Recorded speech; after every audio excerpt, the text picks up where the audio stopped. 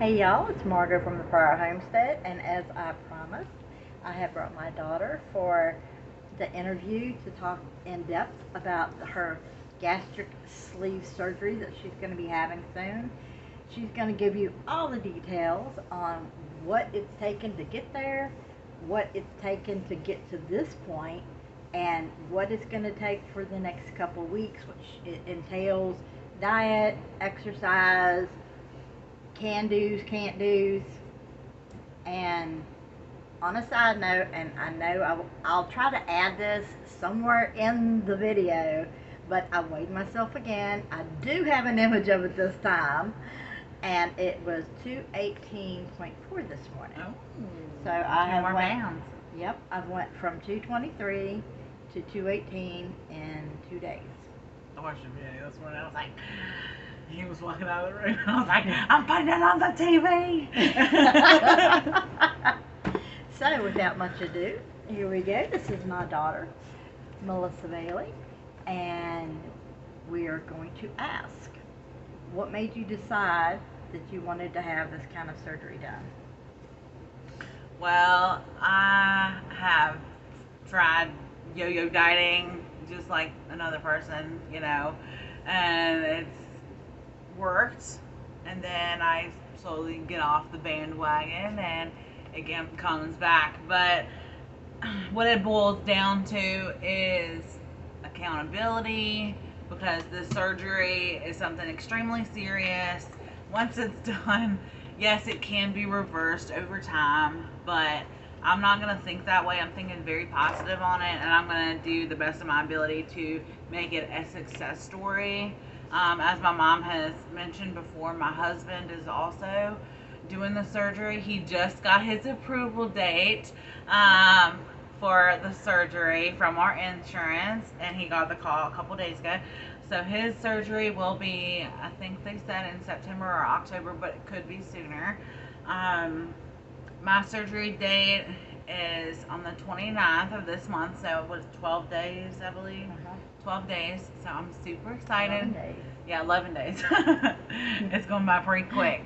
But ultimately, it's accountability, because once that stomach is cut off, they cut off about 75 to 90% of your stomach. That's drastic. So you're not going to be able to eat but 6 ounces or less. And that's something that I need, because I love food, and apparently I love food too much. So I need something to stop me or help me out with controlling it and helping me lose weight and get into a more healthy lifestyle, me and my husband.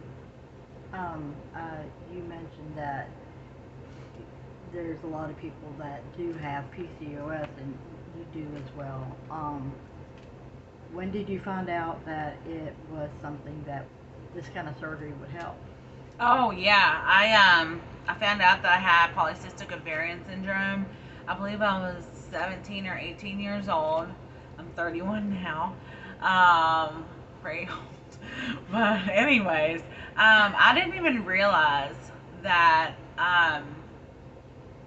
having the gastric sleeve surgery would help with infertility at all until months into our medically supervised weight loss.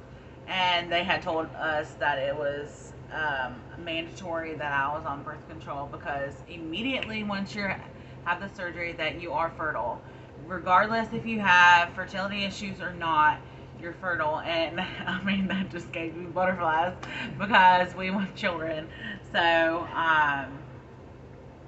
the doctor, yeah, that's exciting. I mean, that's another step, but there is a catch. You cannot, or they do not want you to get pregnant for at least a year, so you can heal and so you can lose the weight. You don't want to get the surgery just to get pregnant, and which, I mean, I'm sure a lot of people have, but I'm not. I want to lose the weight and be at a healthy weight so I can have a healthy pregnancy and be healthy for a baby and be able to run around and everything. So Okay, well then, how long has this process taken for you to get this far? well, as of right now, in July 2021, It has taken 1 year so far. We started, me and my husband, we started our journey in July 2020. And that's when we started we had to do, for our insurance to cover our surgery, we had to do 6 months of medically supervised weight loss with our primary care doctor. And it started in July and it ended in December. But between January and July was kind of like a limbo, waiting game, insurance.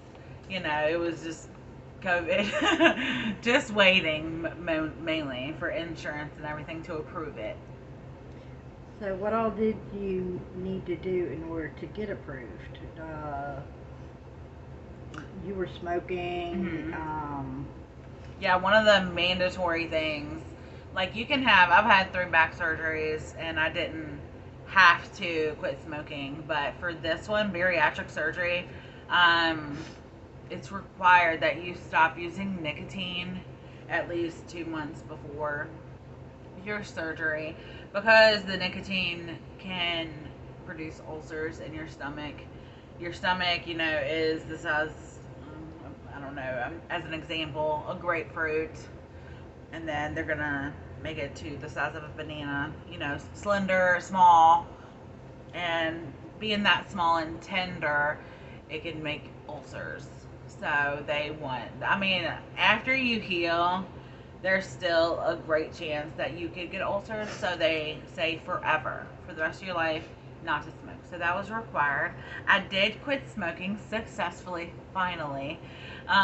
It took me a couple months to quit because in my head I was not ready. But I quit January 8th, 2021. So it's been over 6 months now. Over 7 months. 7 months? 6 months? It's almost 7 months. Yeah. So, it's been a while. I still, have to deal with cravings sometimes. And, I tell my husband, I'm like, I'm stressing out. I want a cigarette. He's like, no, you don't.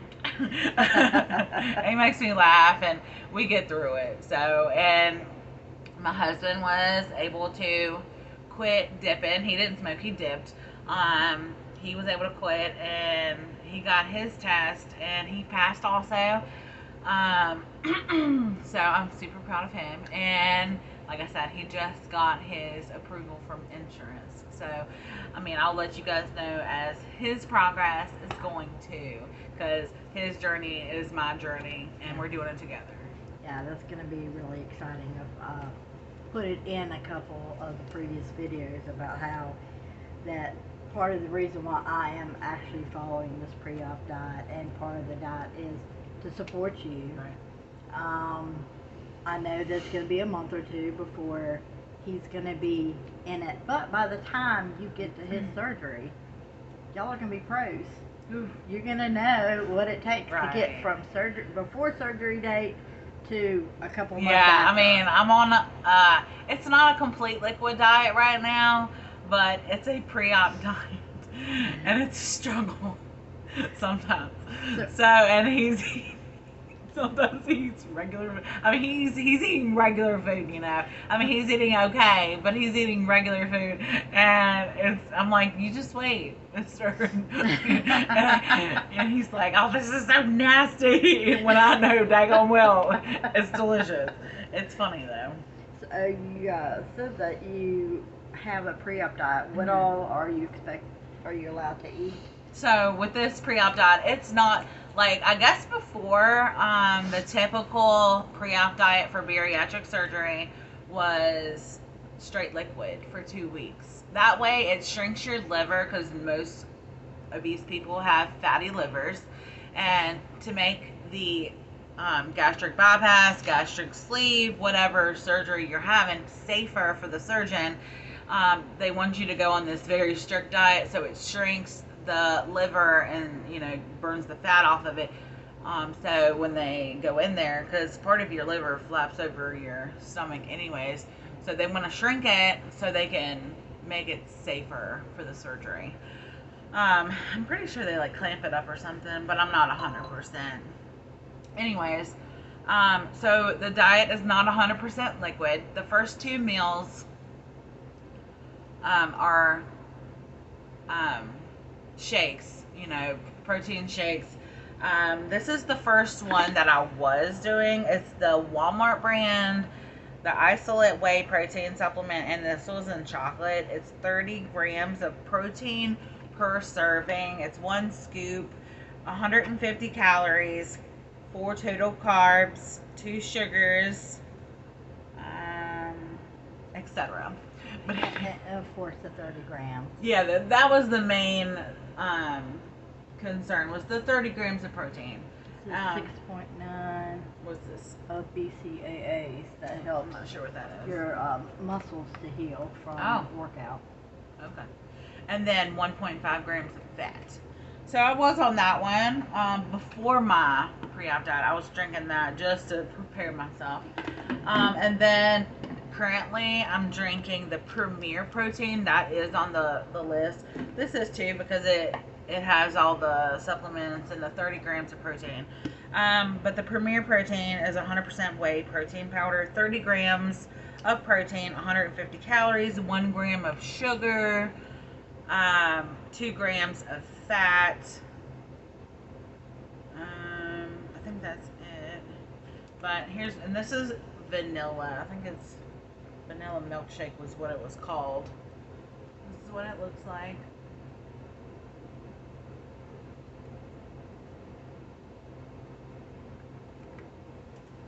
All right. I've also bought this. This is collagen peptides. It's unflavored, 20 grams of collagen peptides and 18 grams of protein, 0 grams of sugar, types 1 and 3 of collagen. I'm not sure exactly what that means. It says it's keto certified. I'm not keto, and it is also paleo certified. It's non-GMO, no RBGH. Why will you be using this? I'll be using this because after surgery, a lot of people have dealt with a lot of hair loss. And, well, several years ago, my husband had to cut my hair down to like 1/4 of an inch. And that was terrifying to me. It took that long, and I haven't cut my hair since. So I don't want to cut my hair. I don't want to lose my hair. So I'm going to do whatever I can do to keep my hair. I'm sure I'm going to lose some. That's to be expected. And I understand that. But this at least will help. Yeah, this should help. Help your hair be healthier. Yeah, help it be healthier. And then also, the dietitian said that vitamin zinc could also help. And another very important thing for my hair would be to keep my protein up, to make sure I get my protein in. And those things, along with the collagen and the zinc, will make it where I lose the least amount of hair. So that's important to me. What are you expected to do? You've already said a little bit about the diet. Well, what else are you eating for the pre-op diet? Yeah. So the first 2 meals is the shake. And then the third meal, I have it right here. The third meal is, the protein shake cannot be any more than 200 calories per serving and no more than 5 grams of carbs. And then the third meal can be a lean cuisine or a similar frozen meal, or you can make your own homemade meal that's healthy, of a max of 300 calories. Now what I typically do is I make a salad that includes about 2 to 3 handfuls of baby spinach, organic baby spinach that I get from Walmart, and then 4 ounces of turkey ham and 1 medium to large cucumber sliced up and 1 to 2 tablespoons of ranch. Now, I know I'm using buttermilk ranch. I need to get the fat-free ranch, but that's just being real. And then I throw some salt on it. It says I can add a tossed salad at meals, 1 tablespoon of dressing, no croutons, no beans, no cheese. So, Are you allowed to have any kind of snacks in between meals? yes. You can have certain snacks in between your meals. You can have hard-boiled eggs. You can have cottage cheese. You can have string cheese. You can have yogurt. They don't want you to go over 100 calories though in those snacks. They say, you can have the string cheese separate. They don't want it in your salad because I guess it's a special thing. But they want you to have it separate so you can enjoy it, I suppose. But that's what the dietitian said. She said, don't have it with your salad. Eat it separately as a snack. Now, I have not divulged in those. Like I said, I've mostly strictly stuck to the 2 shakes, and I do consume broth. I usually do not every single day, but every other day probably. And then it's 2 cups of broth with hot water with some it's like paste. I can't remember exactly what I called it. I have a picture of it. But it's absolutely delicious. Some people think it might be gross just to drink broth, but I took a spoon. I have an old spoon, and I bent it, and that way I can eat it as if it's a meal. And that way I trick my mind to thinking that I'm eating it instead of just drinking it really fast, because after surgery I'm gonna have to sip and I'm used to like guzzling 5, 6, 7, 10 bottles of water a day. I won't ever be able to do that again. I have these 2 things here. These measuring cups is what the doctor gave us last week. It's 30 milliliters or 1 ounce. Just basically the little thing that goes on top of like the Pepto-Bismol, etc. I had to use that the day of surgery. And let me see here. With ice chips? Yeah. Or 1 of these of water every hour? Yeah. Oh yeah. The day of the surgery, it says to sip the medicine cup, the little medicine cup, or the ice chips per hour, one of them per hour the first day. And then after the day of the surgery, the goal is to get at least 4 medicine cups per hour or more if you can tolerate it. Remember, if you become nauseated, don't stop drinking. Just let your nurse know. So you have to just closely follow that. Yeah, because they can give you something for the nausea if they have to, right? Yes. I was prescribed, I have to pick up these medicines before my surgery, but I can't take any of them before the surgery until after the surgery, except for one. That one is the Transderm Scope. It's a transdermal, it's a patch for nausea. I have to put it behind my ear the night before the surgery, and then keep it on for 3 days, and that's for nausea. But the others are for blood clots. It's a injectable, and then there's another one for nausea, Zafran, and then what is this? I don't know exactly what that is. And then liquid Tylenol for pain. Are you supposed to be walking? Do you walk now, or what are you supposed to be doing to prepare? We were walking a lot.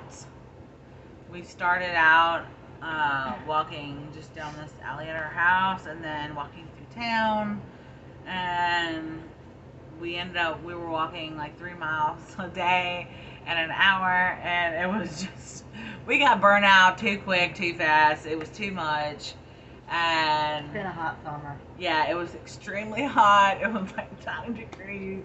I was like, we gotta, my husband has to get up super early, and it was just too much, We go to bed early anyways. So, we've slacked off a lot. But I intend on picking it back up soon, if not on my surgery, because I know it's something that has to be done, and it's going to happen regardless, even if I got to switch to the oldies. So what was your original weight when you first started this? My original weight last July was 280 pounds is what I started at. That was my weigh-in date for the very first appointment and everything. And then after that, we had to do the 6 months of medically supervised weight loss from July 2020 to July to December 2020. And I wasn't required to lose any weight. But during that time, I did get from 280 down to 252 officially. I think officially at the doctor, I think I ended up taking my shoes off and weighing myself again. But I think officially it was 254, and then I weighed myself again after I took my shoes off because I had boots on, and it was 252. But anyway, because you gotta take your shoes off. But anyway, so got down to 252, and I was super happy about it. And that, like I said, that was in December, and then the whole 6 months, 7 months, it took forever. And then I quit smoking January 8th. So after that, after the 6 months, I should have quit before that. That way, at the end of the 6 months, I could have had my surgery, but it didn't happen that way. So life isn't perfect. And so anyways, I quit smoking January 8th, 2021. And then February, I think it was in February, me and my husband started our own YouTube. And, well, we only put one out because then nothing happened. And by then, I hadn't realized, I was like, well, you know what, since I've quit smoking, it'd been a month or so, I was like, well, I don't think I've eaten more. I don't think I've gained any weight. So, but then I got comfortable because I hadn't heard anything from the doctor. I was like, well, a sandwich here, a sandwich there, whatever, going back to bread. Because before we wasn't eating bread. We were having sandwiches wrapped with lettuce. And it was delicious. It really was. I tell you what, 90% of this lifetime is mental. And if you get through the mental, you got it made. But, but anyway, so I ended up gaining weight, and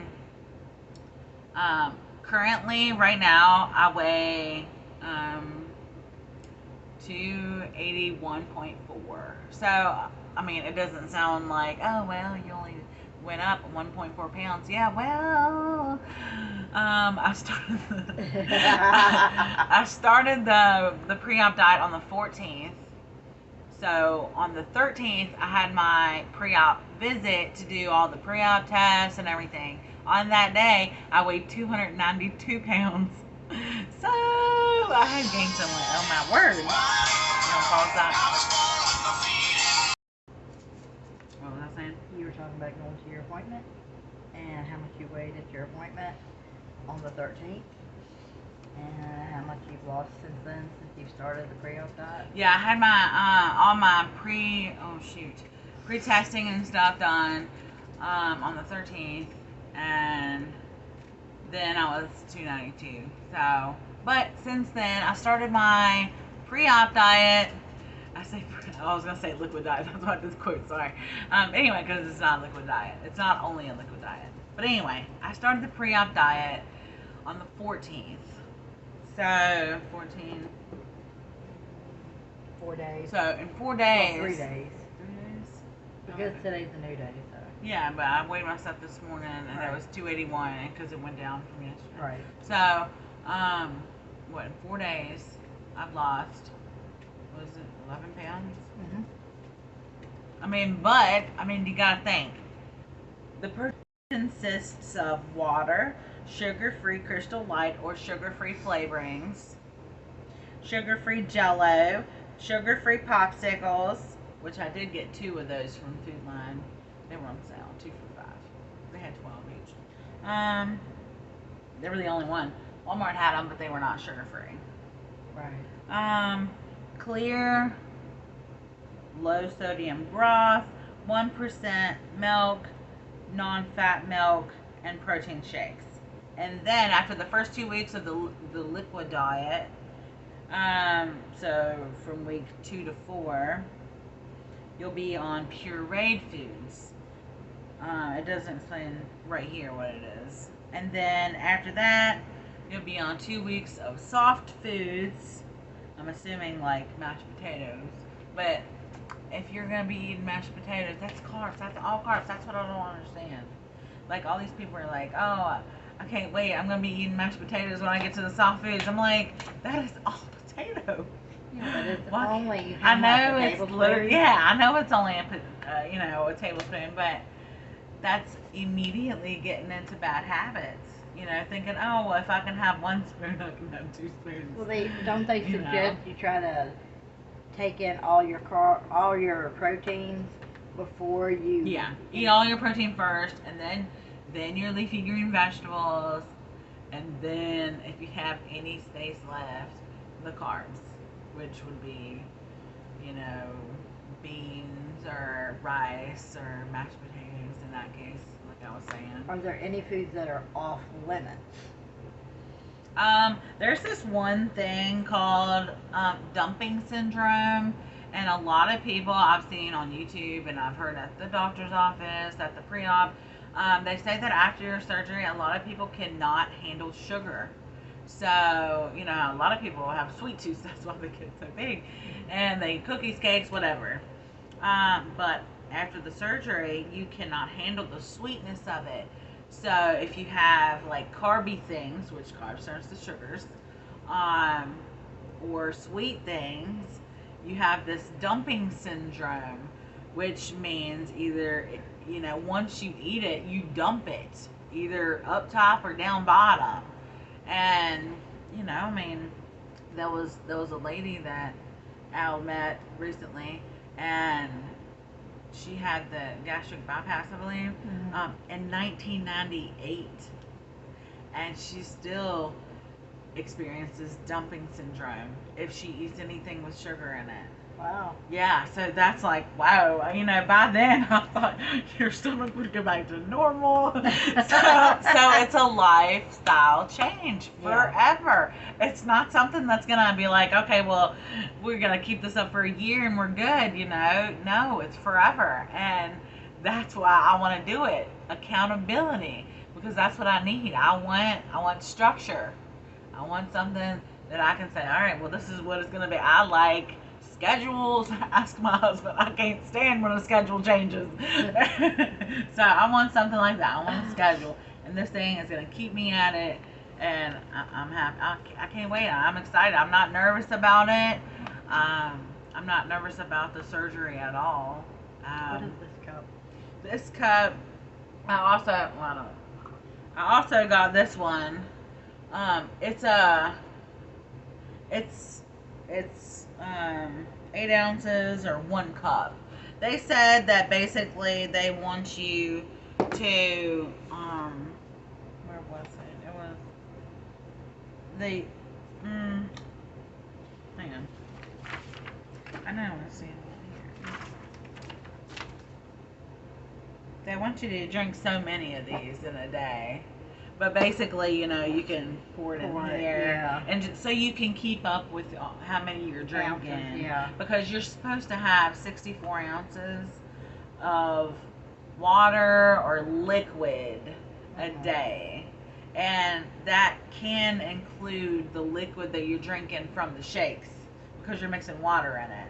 See, I don't mix in no milk because that's extra fat, that's extra calories. What am I going to do? That's sabotaging my own self. Yeah, for a little flavor. No, thank you. I can eat some good broth for 15 calories. As far as how often are you going to be able to drink or take in fluids and then eat? So this, after surgery, this right here, they expect you to take a sip of this. Okay, they said that it usually takes 2 to 3 sips to get this down. This is 30 milliliters, 1 ounce. So 2 to 3 sips No straws. They say because it creates air in your pouch, your new stomach, and it causes pain, gas pain. So they want you to drink this thing every 15 minutes from the time you wake up to the time you go to sleep. So in that time, it's a full-time job getting it in, getting that water in, getting the protein in. I mean, jeez. So do you have to get the same amount of fluids in after the first 2 weeks when you go to pureed foods? How are you supposed to do that? Yeah, I know. I mean, it's gonna be. I don't know. Like, are you able I watch to people eat on more YouTube. at a time Huh? instead of this much at a time? Are you able to like maybe do 2 of these at a time? Right.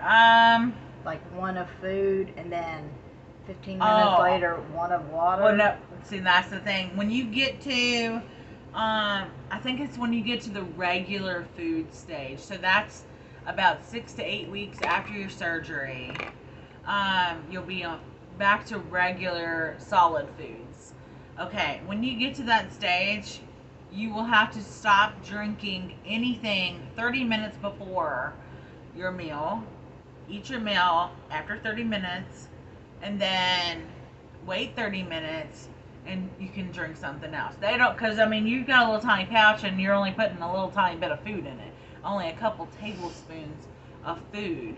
So you want your body to absorb all that nutrition, and if you're guzzling water right after you get that food, then it's just going to wash it through.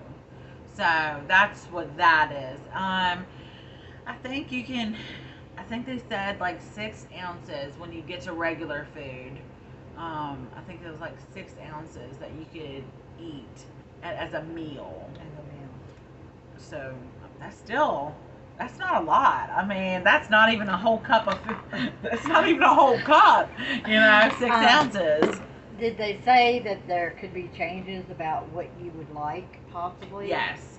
They said that after surgery, your taste buds can change. And a lot of times it goes to the side of sweetness. They make it, the whole dumping syndrome that I was saying. Well, a lot of people they think that they want it because it's mental. But once you go to taste it, it's like, man, I really don't like this. But they said keep an open mind. If there's something that you didn't like before, give it a little bit of time, a couple weeks, whatever, try it again. And you might like it now because, they're taking out a gigantic part of your stomach. So, things are changing all over your body, and and your mind is going to be part of it. So, and your taste buds, I mean, it was a big thing. So, my husband is a real picky eater, so I keep telling him, I'm like, you know what, you might like some of these things after.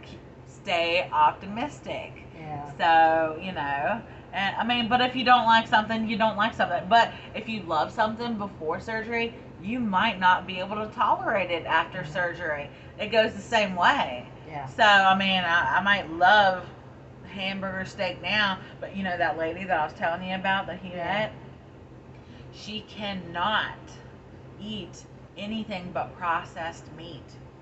She can't eat like regular meat, like hamburger steak. It has to be like lunch meat and stuff like that. It has to be processed meat. Wow. Yeah, her stomach does not handle it. She'll like dump or something. Yeah. But I was like, wow.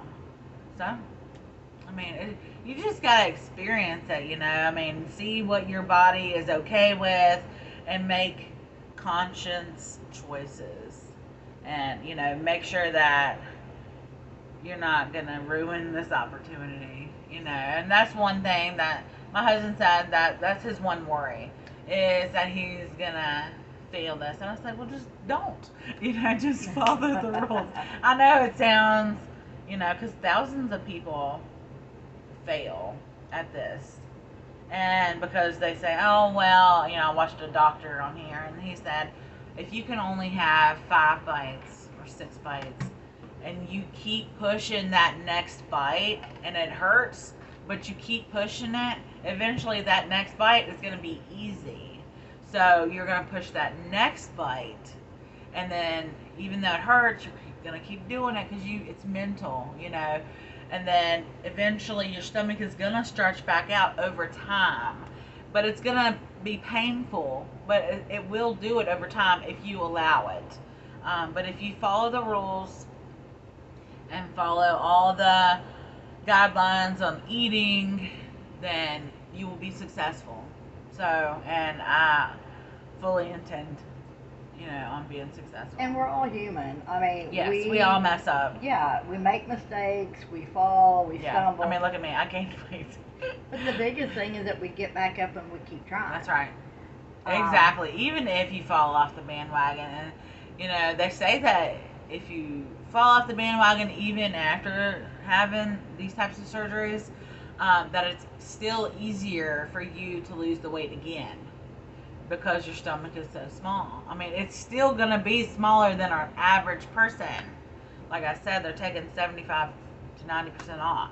Yeah. So even if you do eat a little bit extra and your stomach does stretch a little bit more, it's still going to be smaller than an average person. So you're not going to be able to eat a buffet. I'm telling you. So if somebody was thinking about wanting to get more information about this, or thinking maybe this might be something for them, what would you suggest their next step be? Well, I suggest that you Google it, and Google bariatric surgeons in your area and get all the information. YouTube. I watch so much YouTube and get information just from there. But reach out to a bariatric surgeon around you and, have an appointment. See if that's something that you really want to do. I mean, like I said, it's a lifestyle change. It's not a diet at all, and you can't think of it as a diet. So. Are you nervous about this? No, I'm not at all. I'm not in the least. I mean, I've had surgeries. I had 3 back surgeries. Last year I had my surgery on my stomach. And, I mean, I'm not scared of the surgery itself. I think what I'm the most sad, depressed, whatever about is having to give up all these foods that I love and forever, because I love food. But, you have like a mental or emotional attachment to some foods, and,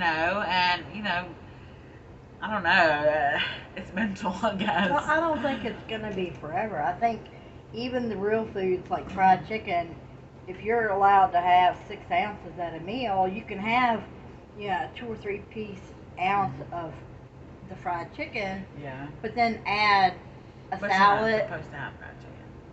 All right. Well, then make it baked. Right. Make alternatives. Yeah. I love chicken. I'll bake it. Cook them in the air fryers, or Yeah. cook them in the oven, or in an Instapot or something, or slow cook them, and give yourself that same kind of flavor by learning new cooking styles, and still giving you that the idea of the taste. You're tricking your taste buds of, yeah, this tastes really good. This tastes like fried chicken that I've made in the past. Right. Okay, I can eat this, but then I can also eat a salad. Several ounces of salad, or broccoli and cheese, or just broccoli with some kind of something on it. Yeah. I mean, honestly, with this pre-op diet, I know it's kind of random, but with the pre-op diet, I'm not struggling as much as I thought I was going to struggle. I know I've only been on it for a couple days, but at first, like literally the first 2 days, I had the worst migraines. But I was thinking, dang, it's probably because I haven't eaten. The very first day I fasted for 18 hours. And I don't suggest that to anybody unless they speak to the doctor. Because it was rough. but it wasn't that bad. It was just the hunger pains, but you drink water. Fill your belly up with water, instead of food. And you have to be conscious of what you put in your body, and that's what I'm trying to do, you know. And another thing that's, you know, kind of serious is I have to be at my original weight at 280 pounds. I'm 281.4 right now. But I have to be at 280 pounds by the 29th of July, or my insurance could possibly not pay for my surgery. And I had to sign a waiver saying that I would pay for it if they didn't. And that's 35 to $75,000. I don't have that much money. I mean, I would have to make payments forever.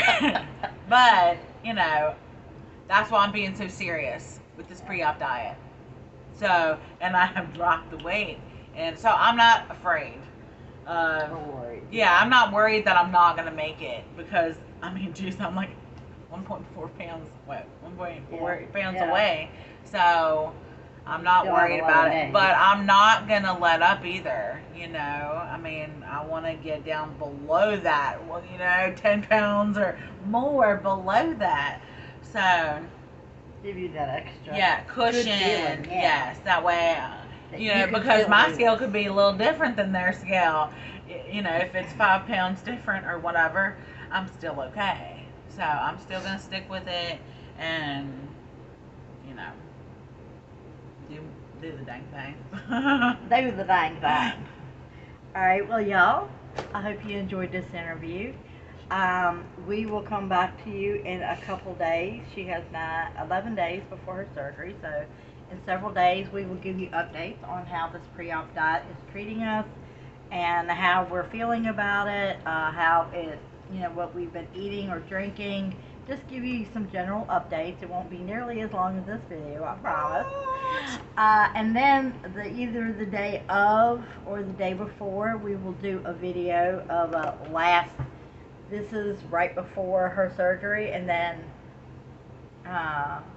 we might do some clips of her if we're able to get in the hospital, because with COVID, yeah, that's true. Yeah, there's no know. Overnight stays. I know that. And they're only allowed two visitors, visitors, and her husband's going to be there. Oh, yeah. So, you know, it'll be either my daughter-in-law or us, and I know they're going to let us come in, so we might be able to do a short video and ask you how you're feeling, you know, just something rough.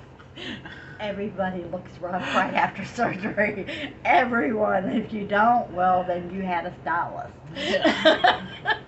Someone did your hair. Because even, you know, it don't matter what kind of surgery, you're going to have drool off the side of your mouth, and you're going to look tired and white and exhausted. I mean, not unless you're doing it for, like, filler. Yeah. But we will get back with you. We'll try to do some updates on the day of her surgery, and then add that into a video in a couple days. We'll do it in sections and then upload it a couple days later. The day of the video, see how she's doing. The day after, see how she's doing. And then by the third or fourth day, we'll sit down and talk with her and find out how this experience has been for her. And we'll add those other clips with that video, and then from that point on, I'll just be trying to follow the diet she will be on, which is going to be rough, especially since my stomach is not going to be this big. But like she said, it's not as hard as you think it is, because I've done fasting for it everywhere from 24 hours to 3 and 4 days. And once you get past that initial 15, 20 hours or more. Right, yeah, once you stop looking at the clock. Yeah. Like, how many hours has it been? You hit a day and a half, when all of a sudden you're just not hungry. You know, you drink fluids and you're like, I got this, you know. So hopefully it'll be like that for me. Yeah. And then we'll see how everything's going for her, and see how the scale's moving for her, if it is, and how her walking is doing for her. I think you got so much exercise you have to do every day. Yeah, I'm not sure exactly how much, but.